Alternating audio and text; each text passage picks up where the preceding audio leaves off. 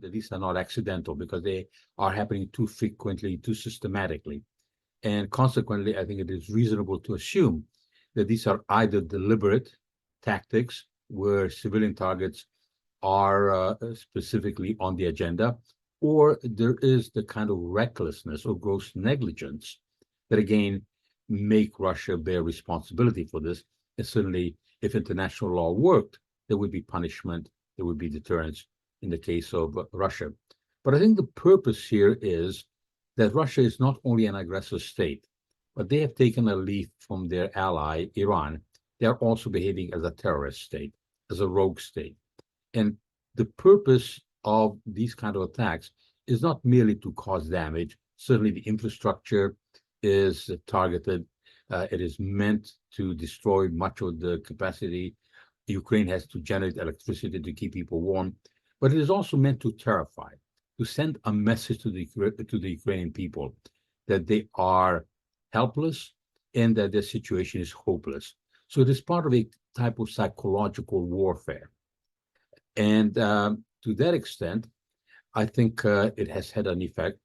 And it has to be understood as such that we need to appreciate that there are multiple levels of warfare that Russia is using, and that if this is to be countered effectively, every single level of this warfare has to be addressed, including the psychological element of it. And that is part of what is happening here.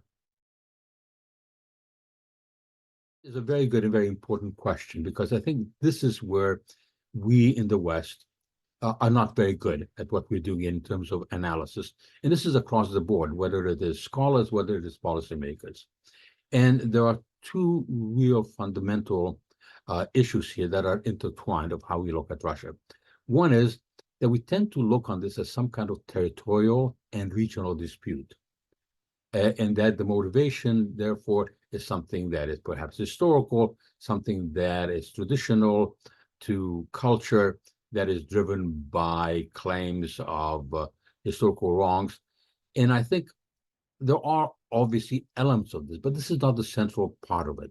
Because if we look at Vladimir Putin's policies, first, we need to understand that these are domestically motivated.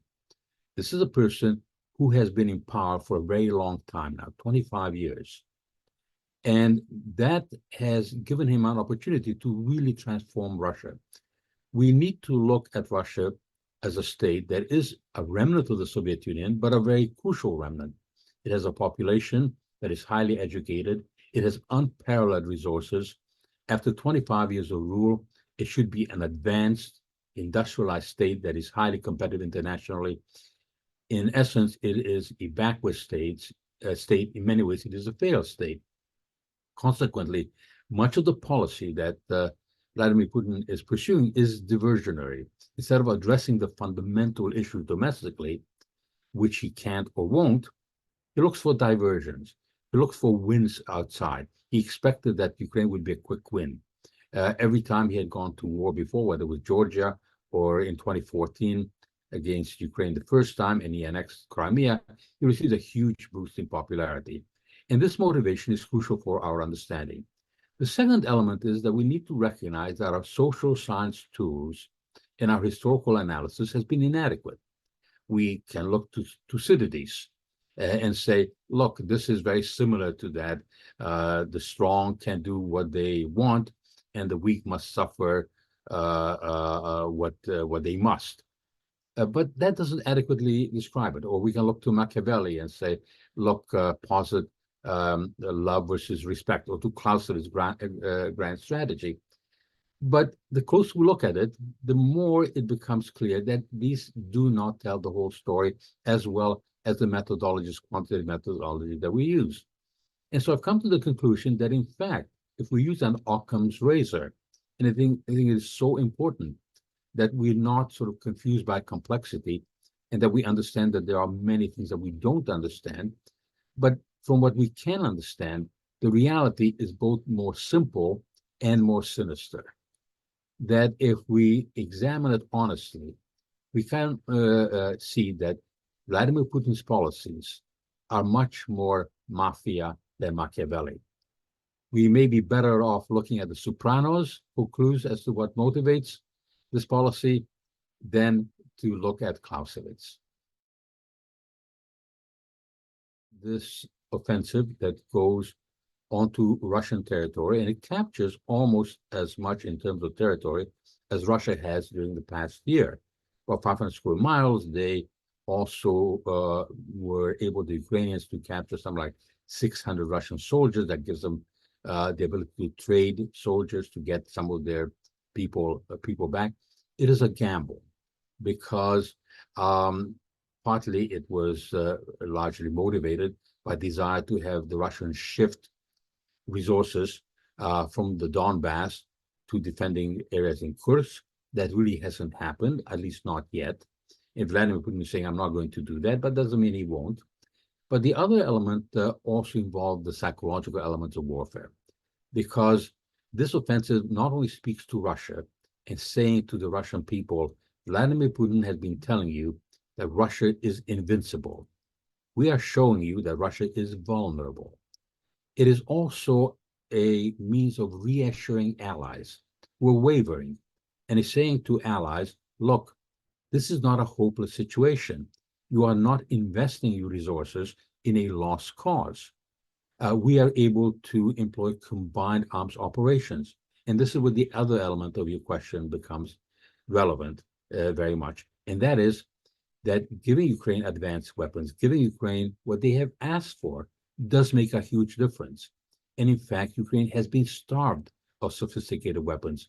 There had been a great reluctance, you will recall, over the arc of this conflict to provide Ukraine what they needed. There was a huge delay in providing fighter aircraft. It takes a long time to train pilots. Why did we start doing this only 1 year ago when this is in the third year of the conflict? What about longer range missiles? There was no willingness to provide that. And these weapons, training, does make a difference. And consequently, we in the West have to look honestly at what we have done. That often we have been too timid, we have been too late, and then we are surprised when the Ukrainians have not performed as well as the most exaggerated expectations had told us. We need to take it seriously. It is the nature of nuclear weapons. But taking it seriously doesn't mean that we cannot assess it calmly and realistically. Vladimir Putin has the largest nuclear arsenal in the world. But we also have a very large nuclear arsenal. It is not that he is the only one who has nuclear weapons, and that consequently he can use nuclear weapons freely. Yes, there has been an evolution of the Russian nuclear doctrine. In 2020, already it was stated by the Russians that not only would Russia be prepared to use nuclear weapons in the case of a nuclear war, but even when there is a conventional attack, if that conventional attack threatened the existence of the state, they could use nuclear weapons, even if the other side did not do so. Now they're saying they're going to further refine that. But how credible is this? Because nuclear deterrence is really a kind of balance of terror. Deterrence is a psychological relationship.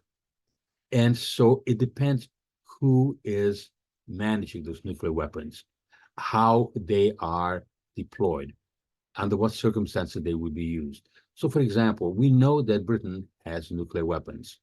I do not think many people lose sleep that at some point the British Prime Minister will get very angry at Emmanuel Macron and will launch a nuclear attack on France.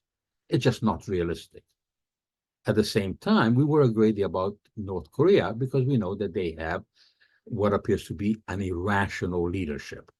We worry about Iran possibly getting nuclear weapons because the leadership there is fanatical, the theology is extreme, and we don't know if at some point they may have a type of suicidal nuclear policy should they have a viable nuclear arsenal. When we look at Russia, it's very different because there is an enforced rationality. Russia understands that in a nuclear war, everyone would lose. That in a nuclear war, Russia would be committing suicide. There would be utter destruction in the West as well, in Ukraine, but it would be suicidal. So the question is whether Vladimir Putin would be irrational. Would he be suicidal? And this is where we have a reading, but it is never totally complete. And so I suggest to people that sometimes we have to place a good deal of emphasis on the individual decision maker. And when we look at Vladimir Putin, what I find striking is that this is a man who loves personal power, who destroys his internal opponents with absolute immunity from international law and impunity in terms of domestic repercussions. But he is also an individual who loves the good life, has the most lavish palaces, which are not official in his name, but he has exclusive use of them. He wears $650 Brioni shirts, $10,000 Loro Piano suits, custom made, $2,000 shoes. That is not the kind of person who wishes to commit suicide.